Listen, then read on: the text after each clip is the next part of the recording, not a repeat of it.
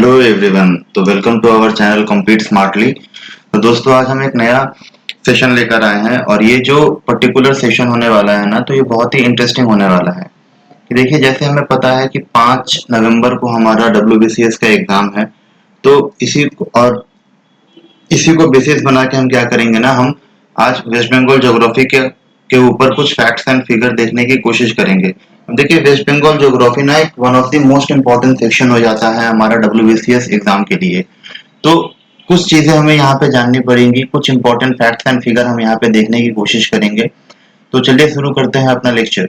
तो जैसे यहाँ पे आपको सबसे पहला चीज जो पता होना चाहिए ना, कि what is the latitudinal extent of waste Bengal. तो देखिए, वेस्ट बंगाल का जो लैटिट्यूडनल एक्सटेंट है ना, वो 21 डिग्री 38 मिनट नॉर्थ से लेके 27 डिग्री 10 मिनट नॉर्थ तक है। सिमिलरली इसका जो लॉन्गिट्यूडनल एक्सटेंट है ना, वो कितना है, वो 85 डिग्री 30 मिनट ईस्ट से लेके 89 डिग्री 53 मिनट ईस्ट तक है। अब इसी को अगर हम मैप में देखने की कोशिश करें कि लैटिट्यूडनल और लॉन्गिट्यूडनल क्या है, इसी को अगर हम मैप में देखने की कोशिश करें कि लैटिट्यूडनल एंड लॉन्गिट्यूडनल एक्सटेंट क्या है, तो देखिए, अगर हम तो लैटिट्यूडनल एक्सटेंट कितना है, तो 21 डिग्री 38 मिनट नॉर्थ से लेके 27 डिग्री 10 मिनट नॉर्थ। तो इसको जब जस्ट आप एक ब्रीफ डायग्राम समझिए कि ये जो वाला पर्टिकुलर पोर्शन है ना,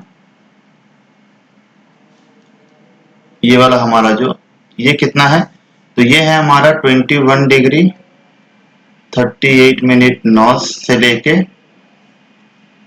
27 डिग्री 10 मिनट नॉर्थ। और अब लॉन्गिट्यूडनल एक्सटेंट अगर देखने की कोशिश करो, तो लॉन्गिट्यूडनल एक्सटेंट कितना हो जाएगा हमारा, तो ये वाला जो पर्टिकुलर एरिया है ना, जैसे यहां से आप ऐसे इमेजिन कर सकते हो, तो ये कितना है हमारा 85 डिग्री 30 मिनट ईस्ट से लेके 89 डिग्री 53 मिनट ईस्ट।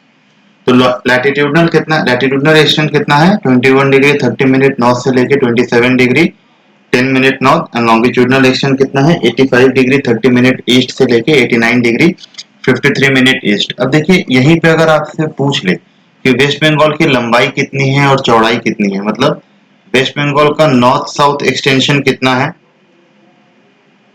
और वेस्ट बंगाल का वेस्ट टू ईस्ट एक्सटेंशन कितना है, तो आपको पता होना चाहिए कि वेस्ट बंगाल का जो नॉर्थ टू साउथ एक्सटेंशन है ना, वो आपका है 623 किलोमीटर। और इसका जो वेस्ट टू ईस्ट एक्सटेंशन है, ये वाला, ये वेस्ट टू ईस्ट एक्सटेंशन है 320 किलोमीटर। इसका मतलब क्या है कि वेस्ट बंगाल की लंबाई कितनी है, 623 किलोमीटर, और वेस्ट बंगाल चौड़ा कितना है, तो 320 किलोमीटर। अब देखिए, अगर हम वेस्ट बंगाल के मैप को देखें अच्छी से, तो ये वाला जो पर्टिकुलर एरिया है, आप देख रहे हो कि दिस पर्टिकुलर एरिया बहुत ही पतला है, तो it is the narrowest part of waste Bengal. Narrowest part है ये, और इसी नैरोवेस्ट पार्ट को बोला जाता है चिकन्स कॉरिडोर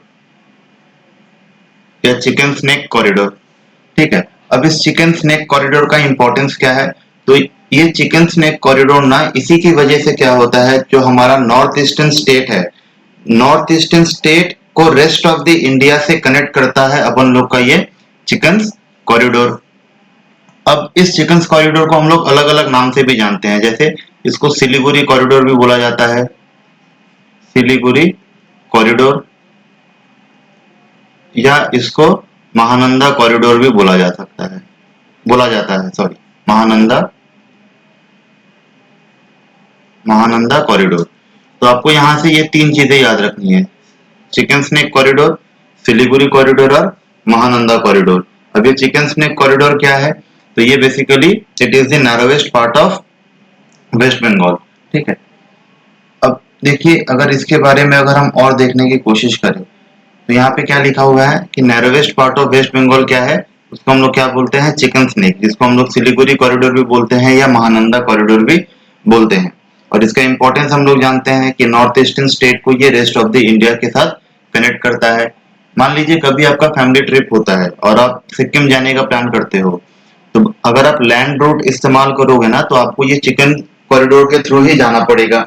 कैसे? तो आपको NH10 नेशनल हाईवे 10 आप यूज करके कहा जाओगे? Sikkim via chicken corridor. Similarly मान लीजिए अगर आपको नॉर्थ ईस्टर्न स्टेट जाना है तो नॉर्थ ईस्टर्न स्टेट भी आप इस चिकन कॉरिडोर वाले एरिया को यूज करके ही जा सकते हो।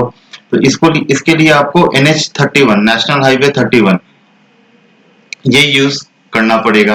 ओके, यहाँ पे देखिए एक और फैक्ट लिखा हुआ है कि वेस्ट बंगाल जो हमारा है ना, it is the 13th largest state of India. ठीक है, 13th largest state of India. और इसका एरिया कितना है? तो इसका area is about 88,752 square kilometre. और 88,752 को अगर आप परसेंटेज में देखने की कोशिश करो तो it is 2.67% of the total area of India. पूरे भारत का 2.67% है हमारा वेस्ट बंगाल। आई होप अभी तक आपको सब क्लियर समझ में आ रहा होगा। देखिए यही है हमारा चिकन स्नैक कॉरिडोर, ये वाला पर्टिकुलर एरिया जो हम लोगों ने देखा, जिसको हम लोग सिलीगुड़ी कॉरिडोर भी बोलते हैं या इसी को हम लोग महानंदा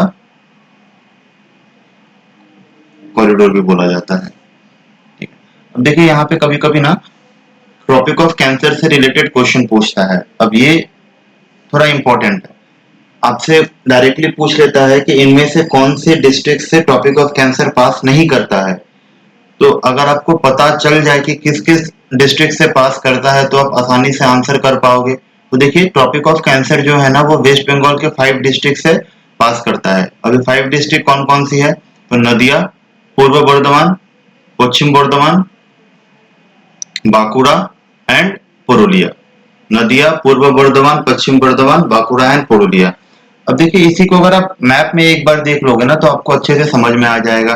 तो देखो ये वाला जो पर्टिकुलर एरिया है ना, नदिया, बर्धमान, बांकुड़ा एंड पुरुलिया, तो ये वाला हमारा हो जाएगा पूर्व बर्धमान, पश्चिम बर्धमान, और ये हो जाएगा हमारा पूर्व बर्धमान। तो नदिया, पश्चिम बर्धमान, पूर्व बर्धमान, बांकुड़ा एंड पुरुलिया, तो इन 5 डिस्ट्रिक्ट से क्या होता है? ट्रॉपिक ऑफ कैंसर पास करता है। अब देखिए अगर आपको और स्पेसिफिक जाना है कि नदिया के किन किन इलाकों से ट्रॉपिक ऑफ कैंसर पास करता है, तो कृष्णनगर एंड धुबुलिया। सिमिलरली पूर्व बर्धमान में कहां कहां से पास करता है ये? तो 3 जगह से पास करता है, पूर्वस्थली, औसग्राम एंड गुस्करा। पश्चिम बर्धमान में आप याद रखना दुर्गापुर से पास करता है। बांकुड़ा में 2 जगह, बारजोरा एंड गंगाजल घाटी। और सिमिलरली पुरुलिया में कहां से पास करता है? तो अनारा एंड जयपुर। अनारा and Jaipur Tropic of Cancer. अब आइए एक और इम्पोर्टेंट चीज हम लोग देखने की कोशिश करते हैं कि वेस्ट बंगाल जो है वो कितने राज्यों के साथ यानी कि कितने स्टेट्स के साथ वो बाउंड्री शेयर करता है। तो आपको पता होना चाहिए कि हमारा जो वेस्ट बंगाल है ना वो 5 स्टेट्स के साथ वो बाउंड्री शेयर करता है। 5 स्टेट के साथ वो बाउंड्री शेयर करता है। फॉर एग्जाम्पल जैसे बिहार जो है, बिहार के साथ करता है in the north western area, Jharkhand के साथ करता है इन वेस्ट, उड़ीसा, असम एंड सिक्किम। तो बिहार के साथ नॉर्थ वेस्ट में। अगर इसी को आप एक छोटा सा रिप्रेजेंटेशन कर लोगे ऐसे करके, north, south, east and west, ये हमारा नॉर्थ वेस्ट और ये हमारा नॉर्थ ईस्ट। ओके, तो देखिए बिहार के साथ कहां पे करता है? नॉर्थ वेस्ट, तो यहां पे क्या हो जाएगा हमारा? बिहार। नॉर्थ में किसके साथ करता है? तो अब आ जाइए नॉर्थ वेस्ट के साथ, बात वेस्ट में, तो वेस्ट में झारखंड, साउथ में उड़ीसा, नॉर्थ ईस्ट में आ जाइए, नॉर्थ ईस्ट में क्या है हमारा? असम, और नॉर्थ में क्या है हमारा? सिक्किम। तो इन 5 स्टेट्स के साथ वेस्ट बंगाल क्या करता है? वेस्ट बंगाल अपना बाउंड्री शेयर करता है। अब देखिए इन 5 स्टेट में ना तो झारखंड है, झारखंड के साथ ये सबसे बड़ा बाउंड्री शेयर करता है, कितना? तो लगभग 500 किलोमीटर का।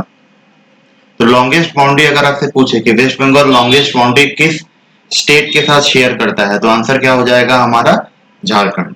ओके, अब ये तो हमारा हो गया इंटर स्टेट बाउंड्री। मान लीजिए अगर आपसे क्वेश्चन पूछे कि वेस्ट बंगाल इंटरनेशनल बाउंड्री कितने कंट्री के साथ शेयर करता है, तो आंसर हो जाएगा हमारा 3। हम यहीं पे देख लेते हैं देखिए अगर आपको इंटर स्टेट बाउंड्री देखना है तो सिक्किम नॉर्थ में करता है, ये हम लोगों ने देखा।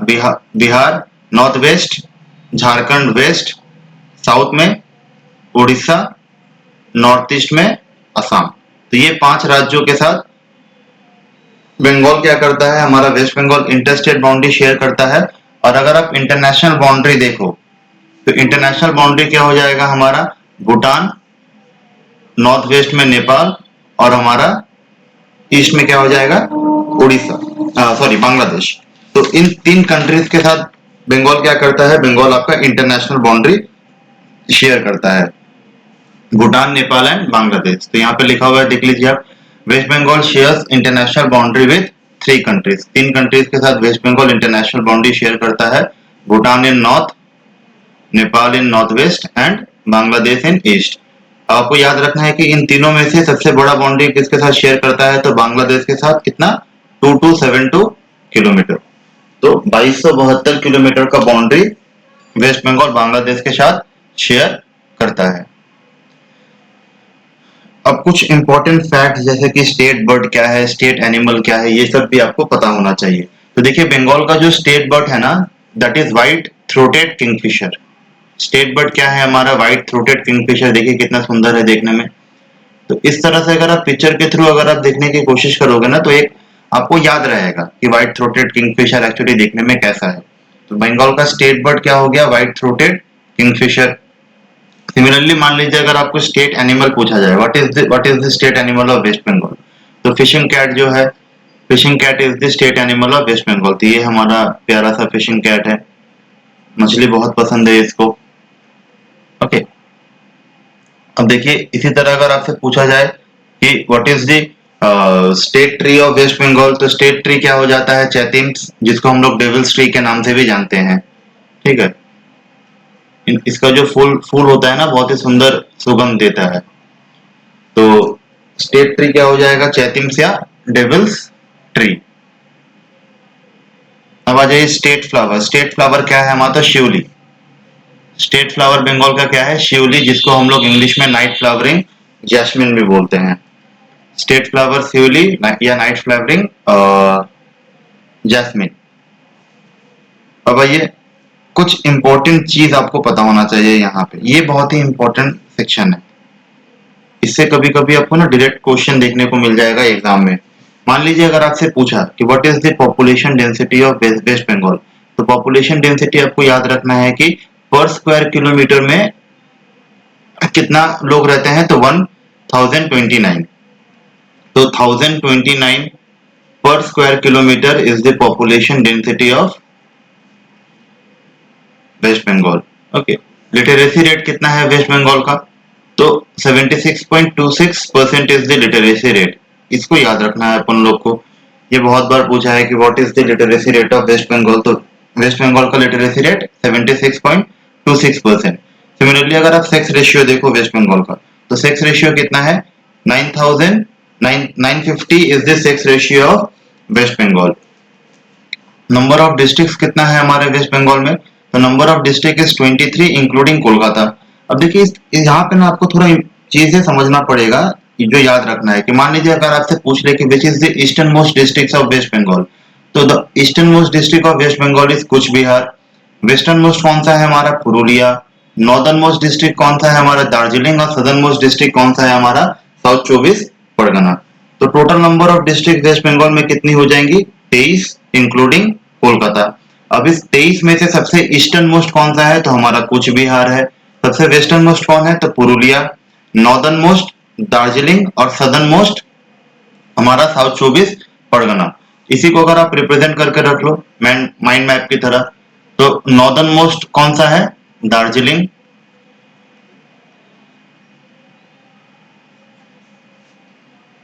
सदर्न मोस्ट में कौन सा है, साउथ 24 परगना।